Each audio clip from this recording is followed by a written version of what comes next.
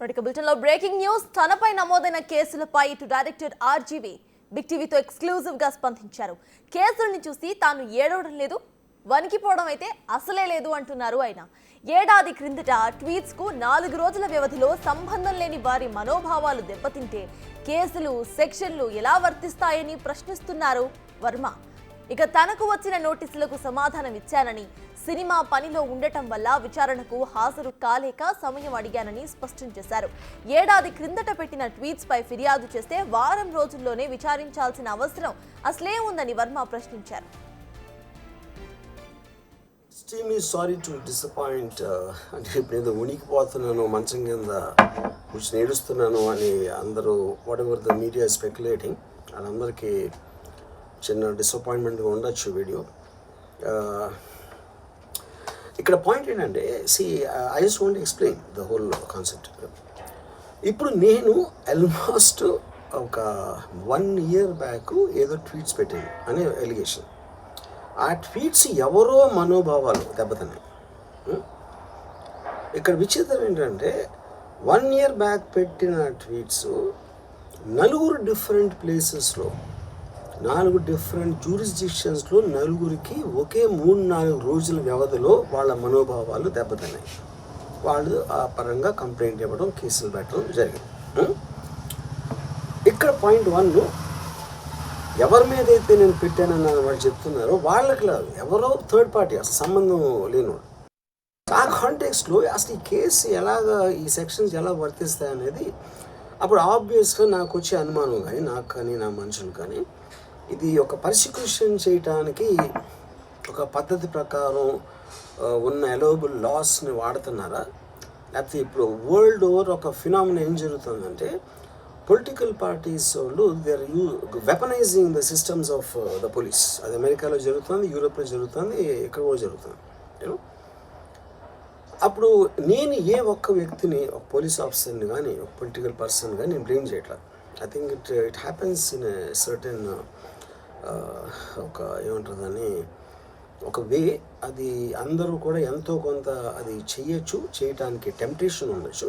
But eventually there is the law of the land which will take the final call. So అది that I completely agree, believe in that and I abide by that as a citizen. So ఇప్పుడు ఇక్కడ జరిగింది ఏంటి, నాకు ఒక notice వచ్చింది, నేను ఒక రిప్లై ఇచ్చాను, ఫలానా చోట ఫలానా తారీఖు నేను వస్తాను. అప్పటికి నాకు జరుగుతున్న పని ఒక ఆన్గోయింగ్ స్కెడ్యూల్ ఉంది కాబట్టి, నాకు ఫిలిం వర్క్ ఉంది కాబట్టి అవ్వలేదు. అండ్ ఇట్ ఈస్ వేరే ప్రొడ్యూసర్కి చేస్తాను, ఆ ప్రొడ్యూసర్కి నష్టం వస్తుంది కాబట్టి నేను మళ్ళీ టైం అడిగాను. ఇదేంటి కేసు, ఇదేం అర్జెంట్ కేసు అంటే 1 year తర్వాత ట్వీట్ చూసిన అతనికి 1 weekలో అన్నీ అయిపోవాలనేది ఏమన్నా మీనింగ్ ఉంటుంది అసలు దానికి? So which basically means it is being done for purposes other than the urgency of the case. ఇప్పుడు అర్జెన్సీ ఆఫ్ ద కేసు అంటే, మీరు మర్డర్లు గీడర్లు ఇన్ని జరిగి సంవత్సరాలు తీసుకుని ఏదో ఒక ట్వీట్ పెట్టిన ఎలిగేషన్ మీద హుటాహుటిన మీరు అక్కడ నుంచి పోలీసులు వచ్చేసి ఇలా చేసి అలా చేసి. ఇప్పుడు ఇంకోటి ఏంటంటే, ఫస్ట్ ఆఫ్ ఆల్ నాకు పోలీసులు అరెస్ట్ చేయడానికి వచ్చారు లేదో కూడా నాకు సరిగ్గా తెలియదు. ఎందుకంటే they didn't say it in so many words. నేను మీడియాలో కూడా ఎక్కడ చూడలేదు ఆ విషయం, అంత మీడియా స్పెక్యులేషన్ తప్పిస్తే అది నేను చూడలేదు. బట్ ఇందాక నేను చెప్పిన కారణాల వలన ఈ కోయిన్సిడెంటల్గా వేరే వాళ్ళు అన్ని చోట్ల నుంచి వచ్చేస్తున్నారు అది ఇది అన్నప్పుడు, ఐ డోంట్ వాంట్ నా టైం వేస్ట్, నా వర్క్ వేస్ట్, నా వర్క్ ప్రెషర్ ఉన్నదాని వలన I wanted to take the assistance of the judiciary, because that is the final say in a democratic system కాబట్టి. సో అది దానికోసం దిస్ ఈజ్ వాట్ హ్యాపెండ్. ఇప్పుడు ఇక్కడ ముఖ్యంగా మనం గమనించాల్సింది ఏంటంటే, ఇప్పుడు ఏదో ఒక ట్వీట్ పెట్టాడు, లేకపోతే ఒక మీము, ఒక కార్టూను, ఒక జోకో, లేకపోతే ఒక హార్డ్ ఒపీనియన్, దానికోసం కేసులు పెట్టే ఆస్పెక్ట్ అనేది సీరియస్గా తీసుకుంటే 100 కోట్ల ఇండియన్ జనాభాలో నాకు తెలిసి 50 lakhs మీద కేసులు పెట్టాలి. ఆ ప్రకారం అయితే అందరూ చేసేది పొద్దున్న లెగిస్తే మనం ఒపీనియన్లు ఇస్తూ ఉంటాం సోషల్ మీడియాలో. అది ఏ ఫామ్లో అవ్వచ్చు, సెటైర్ అవ్వచ్చు, మీమ్ అవ్వచ్చు, ఏదో వేరే ఫుటేజ్ అవ్వచ్చు, లేకపోతే ఎవరినో కోట్ చేసి మనం కామెంట్ చేయొచ్చు. రకరకాలుగా మన అభిప్రాయాలను మనం సోషల్ మీడియాలో వేస్తూ ఉంటాం. అది కొంతమందికి నచ్చచ్చు, కొంతమంది నచ్చకపోవచ్చు. ఇప్పుడు చూస్తే చాలామంది కొన్నిటికి అఫెండ్ అవుతారు, కొన్నిటికి నశిస్తారు, కొంతమంది చప్పట్లు కొడతారు, కొంతమంది చీ కొడతారు. That is a process of the conversation which happens in the social media. అలాగే నా మీద కూడా చాలా చాలా నీచంగా కామెంట్ చేస్తారు, కానీ దాని గురించి నేను ఎప్పుడు అనలేదు. Because I know it is a part of the eco system of the social media. అది లేకపోతే సోషల్ మీడియాకి మీనింగ్ లేదు. ఫస్ట్ ఆఫ్ ఆల్ మీనింగ్ ఉండాలి అని మనం ఒకవేళ అనుకుంటే అప్పుడు దానికి పాలసీ చేయాలి. ఇప్పుడు ఎగ్జిస్టింగ్ థింగ్స్ సరిపోవు కాబట్టి ఏది చేయకూడదు, ఏది చెయ్యాలి అని ఖచ్చితమైన క్లారిటీతో వచ్చినప్పుడు అది ఆటోమేటిక్గా లా ఆఫ్ ద ల్యాండ్ అయిపోతుంది. Then it becomes easy for everyone. కానీ అది చేయటానికి ఫ్రీడమ్ ఆఫ్ స్పీచ్ కట్టేల్ చేయాలా, ఎక్స్ప్రెషన్ కట్టేల్ చేయాలా అనేది of course the experts have to decide and realise. దాని మీద ఎలాంటి రామిఫికేషన్స్, ఇప్పుడు దాని పేరు మీద చెప్పి ఫ్రీడమ్ ఆఫ్ ఎక్స్ప్రెషన్ కట్టేల్ చేస్తే that might have many more consequences which could be more dangerous then what they think it is now. So again I want to say, నేను ఎవరిని బ్లేమ్ చేయట్లేదు. ఇప్పుడు ఒక పర్టికులర్ పర్సన్ హైపోథెటికల్గా ఉన్నాను అనుకున్నాం, నా మీద ఒక చేసి నన్ను హెరాస్ చేయడానికి ఒపీనియన్ పవర్లో ఉన్న అతను చేస్తున్నాడు అనుకున్నాం అంటే తప్పేంటి. ఇప్పుడు హెరాస్ చేసే పవర్ లేకపోతే పవర్లో రావడానికి ఎందుకు అసలు ఏదైనా చేయటానికి? So like wise social media అనే మాధ్యమం నా దగ్గర ఉంది కాబట్టి, నాకు ఎన్నో కొన్ని ఫాలోవర్స్ ఉన్నారు కాబట్టి వాళ్ళకి రీచ్ అవ్వడానికి నేను చేస్తాను, అలాగే వాళ్ళు చేస్తారు. కానీ నన్ను కానీ తన్ను కానీ అందరినీ ఫైనల్గా జడ్జ్ చేసేది judiciary. That is the whole point. మీకున్న ఒక నాన్ క్లారిటీ ప్రాసెస్లో వాట్ ఈజ్ టూ మచ్ అనేది ఎవరు చెప్తారు, ఎప్పుడు చెప్తారు, ఎలా చెప్తారో అది ఎక్కడ రాసి ఉంది. ఆ క్లారిటీ అది లేనప్పుడు ఆటోమేటిక్గా this will keep on happening, you know. So I cased ఇందాక ఒక మొత్తం social media almost 90% of them they will be liable for cases to be put. ఏంటంటే పొద్దున్న లేస్తే అందరూ చేసేది అదే, ఎవరో ఒకరిని తిట్టడం, ఎవరో ఒకరిని ఇది చేయడం, ఎవరో ఒకరి మీద ఒపీనియన్ ఇవ్వడం, ఎవరో ఒకళ్ళ పర్సనల్ లైఫ్లోకి వెళ్ళిపోవడం. అది తప్పిస్తే సోషల్ మీడియాలో ఇంకేం చేస్తారు అసలు? సో ఇప్పుడు వాళ్ళందరి మీద పెట్టాలి అంటే అక్కడికి ఎలా అంత ఉంటుంది? ఇంకోటి దాని అర్జెన్సీ ఏంటి, దాని ఇంపార్టెన్స్ ఏంటి, ఎంత అంటే ఇప్పుడు మర్డర్ కేసులు, టెర్రరిజం కేసులు ఇలాంటి దానికి ఒక సీరియస్ క్రైమ్స్ ఉండాల్సిన పోలీసు సంవత్సరం క్రితం పెట్టిన ట్వీట్ కోసం అతను he didn't reply properly are he didn't reply అన్న ఒక్క దాని బేసిస్ మీద ఒంగోలు నుంచి పోలీసులు వచ్చేసి అది చేశారు అంటే I'm not able to understand the police priority ఏంటని. నేను పోలీసుని బ్లేమ్ చేయట్లేదు, I'm tracking with the system, I'm not talking about the particular police officers. Ongole police officer మాట్లాడలేదు. So is there a system in place for that? Priority of importance అనేది ఉంటుంది కదా ఎక్కడో చోట. అంటే 11 o'clock నేను ఎప్పి రావాలి, నేను 10 o'clock రిప్లై ఇస్తే 10:30కి వచ్చేస్తే which means they're already there. అంటే అన్ని పనులు వదిలేసి ట్వీట్ పెట్టిన వాళ్ళ మీద వస్తే I really don't understand the context honestly. అందుకని ఇప్పుడు ఇది నాది క్వశ్చన్ కాదు. రామ్ గోపాలనో ఒకడు ఎవడో ఉన్నాడు అటు పెట్టాడు, ఇంకోటి ఎవడో సబ్బారావు పెట్టాడు, అప్పారావు పెట్టాడు. సో దీని మూలాన రామ్ గోపాల్ మీద, అప్పారావు, సుబ్బారావు మీదకి వస్తే రేపు ఎంతమంది మీదకి వెళ్తారు? ఇది అందరి ప్రాబ్లం. సో అది నా పాయింట్. ఇప్పుడు ఒక చాలా ఫేమస్ లైన్ ఉంది సెకండ్ వరల్డ్ వార్ టైంలో, వెన్ హిట్లర్ ఆస్పెక్ట్స్లో first they came for someone, I thought it was someone else, then they came for somebody else, I thought it was somebody else, then they came for me. అంటే ఏంటి? Then they came for everyone. So that is what we need to actually, that is the main issue which is what I wanted to bring to your notice. అప్పుడు ఒక్క second నన్ను మర్చిపోతే social మీడియాలో tweets, memes పెట్టినంత మాత్రాన ఎవరో ఒకళ్ళు ఏదో ఒక రోజు మేల్కొని 1 year తర్వాత నేను అప్పుడు చూశాను, కానీ ఇప్పుడే చూశాను, అప్పుడు పెట్టాము, ఇప్పుడు నా మనోభావం దెబ్బతిందంటే అసలు దానికి అంత అనేది ఉంటుందా అలాంటి కేసులు పెట్టడానికి? ఓకే, బై లా కంప్లైంట్ వచ్చినప్పుడు కేసు తీసుకోవాలి, ఐ అండర్స్టాండ్. నాకు అంత మాత్రం లా పరిజ్ఞానం నాకు కూడా ఉంది. కానీ అది మీరు సీరియస్గా తీసుకుంటే, ఒక యూనిఫామ్ డిస్పారిటీ లేకుండా, డిస్క్రిమినేషన్ లేకుండా మీరు అందరినీ సీరియస్గా తీసుకుంటే ఒక అంటే మొత్తం సోషల్ మీడియా మొత్తం జైల్లో ఉంటుంది, అట్లీస్ట్ 80 to 90%. ఎందుకంటే సోషల్ మీడియాకు వచ్చేదే దానికోసం, ఎవరైనా సరే వచ్చేది ఫైనల్గా. So basically I felt there is a need for me to tell concern people. ఇప్పుడు నేను పారిపోయానా, దాక్కుని ఏడుస్తున్నానా, భయపడి ఉనికిపోతున్నానా, ఏదైనా వాట్ ఎవర్, అది okay, that's all fine. I know that is for entertainment at the end of the day. అలాంటి thumbnails లేకపోతే ఎవరు చూడరు కాబట్టి వాళ్ళ బతుకు తీరు కోసం అలాంటివి పెట్టుకుంటారు. I have no problem with that. Everybody wants to make a living.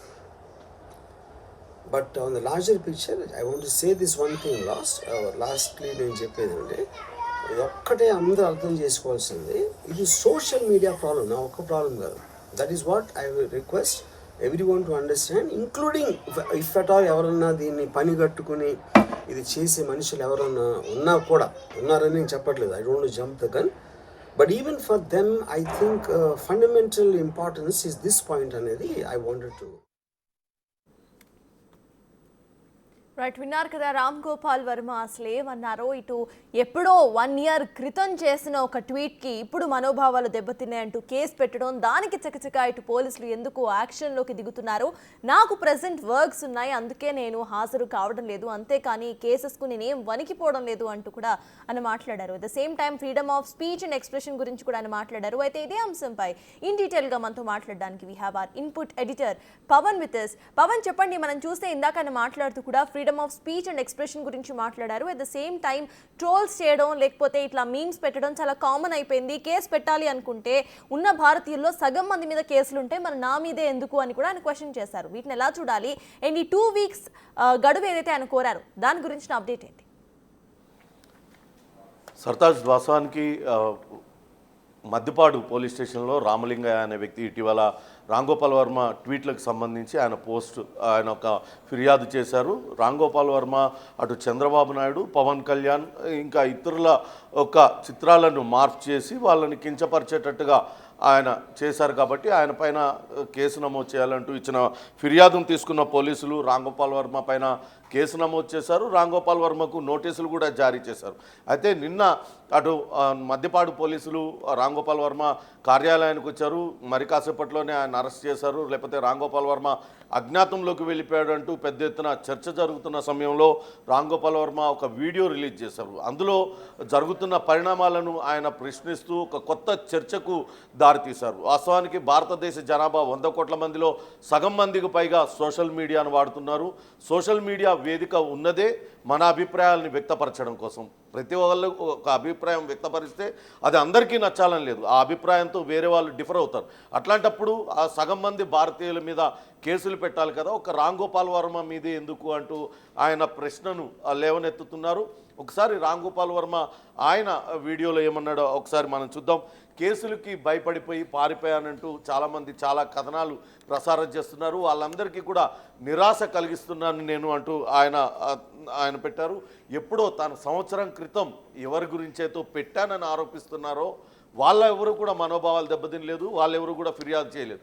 వాళ్ళ మనోభావాలు దెబ్బతిన్నాయని వేరే వ్యక్తులు ఎవరో వెళ్ళి వాళ్ళ మనోభావాలు దెబ్బతిన్నాయంటూ పోలీస్ స్టేషన్లో కేసు పెట్టడం, దానిపైన కేసు నమోదు చేసి పోలీసులు తన పైన కేసులు నమోదు చేయడం. అసలు ఆ సంబంధం లేని వ్యక్తులు పెట్టిన ఏదైతే ఫిర్యాదు ఎవరైతే ఫిర్యాదు చేశారో దాని ఫిర్యాదును ఎలా తీసుకున్నారు, అసలు ఈ సెక్షన్లన్నీ కూడా ఆ వ్యక్తులకు సంబంధం లేకుండా పెట్టిన కేసుకి ఎట్లా వర్తిస్తాయంటూ కూడా ఆయన ప్రశ్నిస్తున్నారు. ఇక్కడే కాదు, కేవలం భారతదేశంలోనూ ఆంధ్రప్రదేశ్లోనూ లేకుంటే తెలంగాణలో కాదు, అక్కడ బయట దేశాలలో కూడా యూరోప్, అమెరికా లాంటి కంట్రీస్లో కూడా రాజకీయ నాయకులు తమ కోసం వ్యవస్థల్ని వాడుకుంటున్నారు. అదే ఇక్కడ కూడా జరుగుతుందంటూ ఆయన విమర్శించారు. కానీ ఈ పోలీస్ వ్యవస్థ, రాజకీయ వ్యవస్థ వీటిలన్నిటికన్నా మించి న్యాయ వ్యవస్థ ఉంది. ఒక లా అబైడింగ్ సిటిజన్గా, భారతదేశ పౌరుడిగా తనకు పూర్తి నమ్మకం ఆ న్యాయ వ్యవస్థ పైన ఉంది. అందుకే నేను దాన్ని నమ్ముతున్నాను. ఇప్పుడు తనకు అత్యవసరంగా వేరే ముందుగానే ఫిక్స్ అయిన కార్యక్రమాలన్నీ కూడా ఉన్నాయి. చిత్ర నిర్మాణ పనులు శరవేగంగా జరుగుతున్నాయి. ఈ సమయంలో దాన్ని వదిలిపెట్టి వస్తే తాను నమ్ముకున్న నిర్మాతకు నష్టం జరుగుతుందన్న కారణంతోనే తాను కొంత గడువు కోరాను. కానీ తనకు నోటీసులు ఇచ్చారు. తాను హాజరు కావాల్సింది 11 గంటలకు, 10 గంటలకు తాను ఆ నోటీసులకు రిప్లై ఇచ్చాను. కానీ 10:30కే ఒంగోలు పోలీసులు నా ఇంటి ముందు ఉన్నారంటే వాళ్ళు ఆల్రెడీ ముందుగానే ఇక్కడ వచ్చి ఉన్నట్లే కదా. ఎందుకు అంత అత్యవసరంగా రాంగోపాల్ వర్మని అరెస్టు చేయాల్సిన అవసరం ఏముంది? కావాలనే అతనిని భయభ్రాంతులకు గురి చేయడానికి ప్రయత్నిస్తున్నారా, లేకుంటే పోలీస్ వ్యవస్థని అందుకు వినియోగిస్తున్నారా అంటూ కూడా ఆయన ప్రశ్నిస్తున్నారు.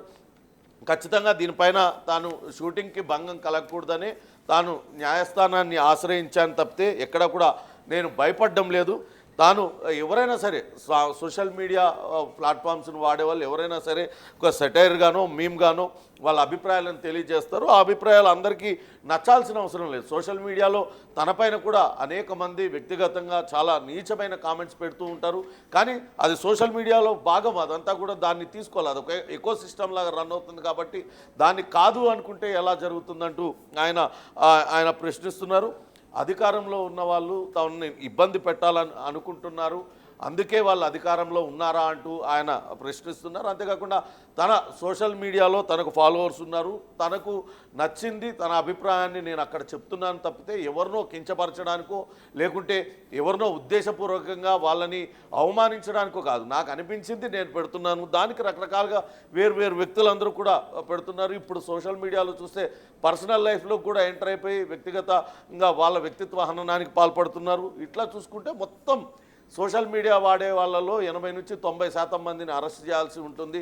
కానీ అసలు సోషల్ మీడియా వాడకం పైన ఎటువంటి ఆంక్షలు ఉన్నాయి? ఒకవేళ నిజంగానే సోషల్ మీడియాలో ఇటువంటి పోస్టులు పెట్టకూడదు, మన భావ ప్రకటన చేయకూడదు, ఇటువంటి స్వేచ్ఛ లేదు అనుకున్నప్పుడు ముందుగానే గైడ్లైన్స్ ఫ్రేమ్ చేయాలి కదా అంటారు. అంతేకాకుండా రామ్ గోపాల్ వర్మ తాను ఒక చిత్ర దర్శకుడిని, తాను సినిమాలు నిర్మిస్తాను, ఏదైతే నిర్మాత తన ఒక కథ రాసుకుంటారు, నిర్మాత ఇష్టంతోనే ఆ సినిమాలన్నీ కూడా నిర్మిస్తారు. ఇప్పుడు సినిమా నిర్మించిన నన్ను నిందితుడిగా చేసినప్పుడు అటు నిర్మాత కూడా అందులో భాగస్వామికత, ఆయన మీద ఎందుకు కేసులు నమోదు చేయలేదనే ప్రశ్న కూడా ఉత్పన్నం అవుతుంది. అంతేకాకుండా మనం చూస్తూ ఉన్నాం చాలా దినపత్రికల్లో రకరకాల కార్టూన్స్ అన్నీ వేస్తూ ఉంటారు. గతంలో ఈనాడు లాంటి ప్రముఖ దినపత్రికలోనే ప్రముఖ కార్టూనిస్ట్ శ్రీధర్ గారు అనేక రకాల కార్టూన్స్ అన్నీ కూడా వేశారు. అందులో దివంగత మాజీ ముఖ్యమంత్రి, ఉమ్మడి రాష్ట్రానికి ముఖ్యమంత్రి, నటుడు ఎన్టీఆర్ను కావచ్చు, దేశ రాజకీయ నాయకులందరినీ, అటు ప్రధానమంత్రిగా చేసిన వాళ్ళని, ముఖ్యమంత్రిగా చేసిన వాళ్ళని, ఈవెన్ చంద్రబాబు నాయుడు కూడా రకరకాలుగా క్యారియేచర్లు గీశారు, వాళ్ళు ఒంటిపైన బట్టలు లేకుండా గీశారు. మరి అప్పుడు అది కూడా నేరమే అవుతుంది కదా, వాళ్ళని ఎందుకు అరెస్ట్ చేయరనే ప్రశ్న అయితే ఉత్పన్నమవుతుంది. సోషల్ మీడియాలో అంటే భావ ప్రకటన చేయడం నేరమా అనే ఒక ప్రశ్నను రామ్ గోపాల్ వర్మ తన వీడియో ద్వారా లేవనెత్తారు. మొత్తం మీద ఇదే చర్చ అయితే ప్రస్తుతం కొనసాగుతుంది. నిజంగానే సోషల్ మీడియాలో వ్యక్తిత్వ హననానికి పాల్పడుతున్న వాళ్ళని దిగజారి కావాలనే ఒక వ్యక్తుల్ని టార్గెట్ చేసి వాళ్ళని పైన వ్యక్తిత్వ హననానికి పాల్పడే వాళ్ళని ఖచ్చితంగా అదుపు చేయాలి.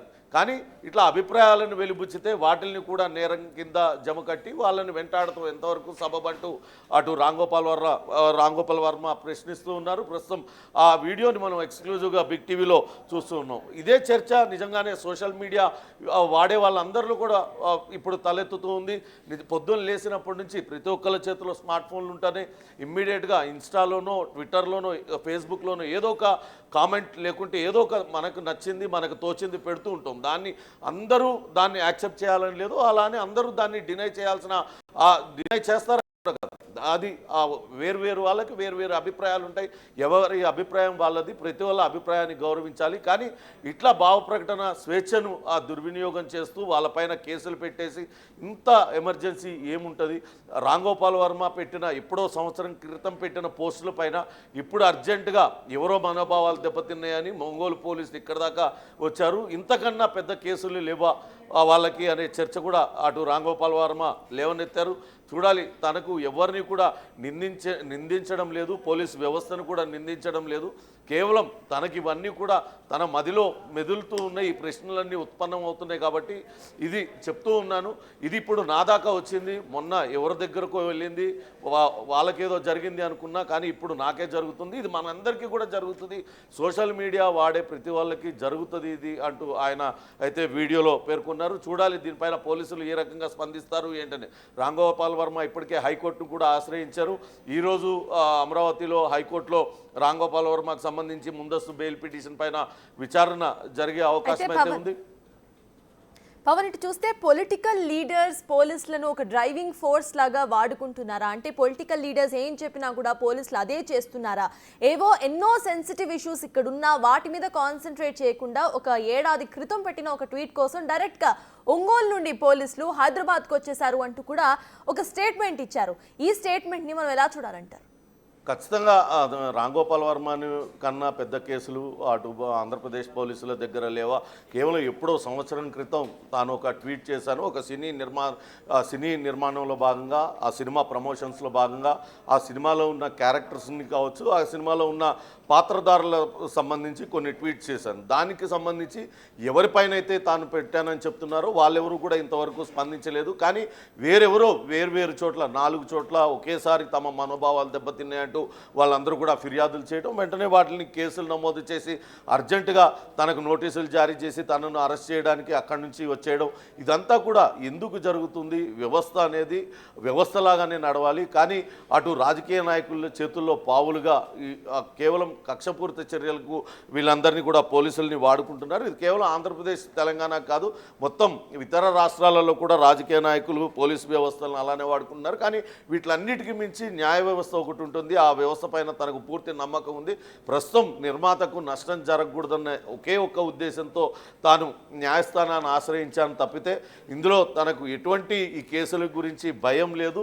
తాను కేవలం తన అభిప్రాయాన్ని మాత్రమే వెలిబుచ్చానంటూ ఆయన చాలా స్పష్టంగా చెప్తూ ఉన్నారు. చూడాలి దీనిపైన పోలీసులు ఏ రకంగా స్పందిస్తారు. ఇప్పటికే అటు ఆ రాంగోపాల్ వర్మ కోసం పోలీసులు అయితే తీవ్రంగా గాలిస్తూ ఉన్నారు.